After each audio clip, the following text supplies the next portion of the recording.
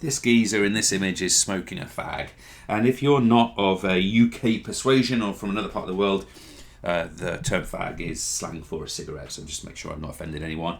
But what we want to talk about here is like the impact of smoking, and we're talking about lifestyle smoking, maybe not a one-off thing, but we're looking at the impact of smoking on someone's long-term health. And just before we start it, I want to introduce you to a notion, and that notion is the notion of pack years.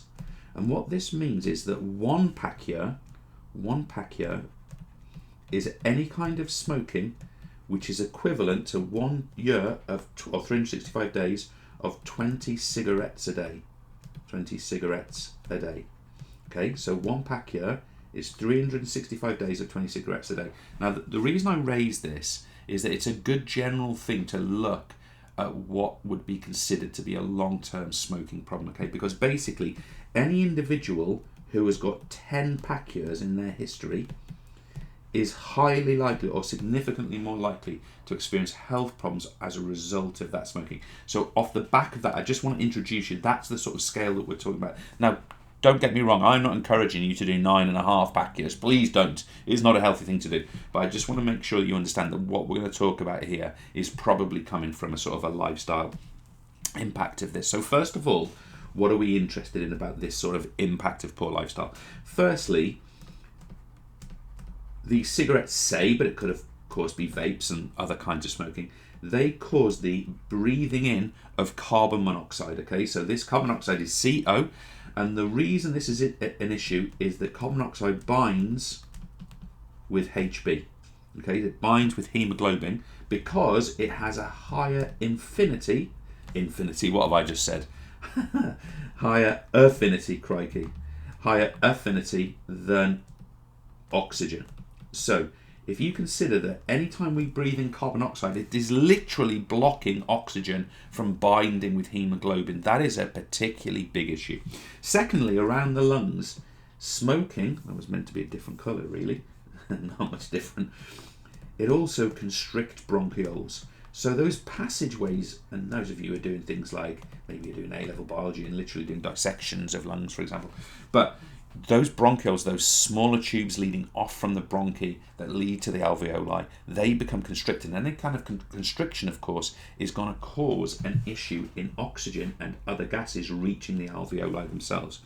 Furthermore, the hair-like structures in the bronchioles, the cilia, they become damaged. Now, this is important because cilia are a cleansing mechanism. They prevent things that should be getting into the deep lung from getting into the deep lung. And of course, if they're damaged and prevented to do their work, what happens as a result of that? Well, the alveoli become damaged.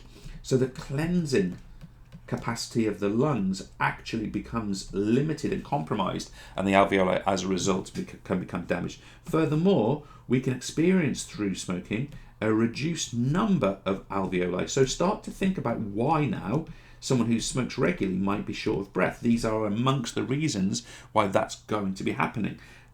As a result of all of this, the individual is going to have less down arrow gaseous exchange. Their rate of diffusion is going to be far lower as a result of these issues. And as a result of that, if we think about it in kind of performance terms, this individual is likely to experience less oxygen to muscles. So all of that is going to mean, from a performance perspective, sort of the aerobic capacity of this individual is going to be far less. As a result of that, and of course these are all connected points, we're going to get a decreased oxygen utilization. So in essence, our VO2 max is going to suffer quite dramatically as a result. This is going to mean that we get a reduction, down arrow, in aerobic performance. Anything that involves any form of endurance is going to suffer as a result of these things. We can say that's going to cause less energy for exercise, or we could take it further and we could say, for example, we're going to have to do more anaerobic work earlier or at lower intensities, which of course ultimately leads to fatigue. Now, the last point I want to make is, through all of these, I'll sort of slot it up here, this individual is going to have an up arrow, a higher risk of COPD. And if you're not sure what COPD is, I'll just sort of literally spell it out here for you. COPD is chronic obstructive pulmonary disease. Okay, now this is something you cannot change once it occurs, and is going to cause the compromising of the capacity to get air into the lungs, into the alveoli, and oxygen and CO2 exchanged at the alveoli. So this COPD is a particularly concerning aspect of this. It includes things like chronic bronchitis, for example, but these are really, really serious issues, and they can't be solved. I'd simply like to add as well the notion of lung cancer.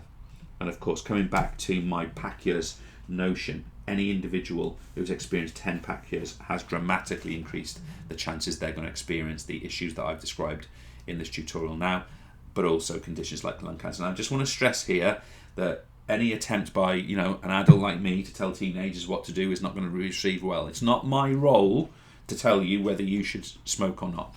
What I would like to say to you though is what I've guided my children. I've got two teenage children as I record this. I just want to stress the words that I say to them. I say to them, look, I understand there's choice in life, temptations, there's things you do. I drank as a teenager, for example. I get it. I took part in things that now I would sort of think, oh, maybe I shouldn't have done that. But and I'll accept that from my children, for example, that kind of experimentation at some point in their lives. But if I see the lack of self-respect that they would need to have to become an ongoing smoker, I would be devastatingly upset about that, because for me, all of these factors here show that anyone that cares enough about themselves couldn't conceive of doing this, because it really, really is not good for you. I hope that comes across in the right way. Like I say, I'm not trying to teach you to do this or that. It's your call, I guess, but these would be my opinions. Thanks.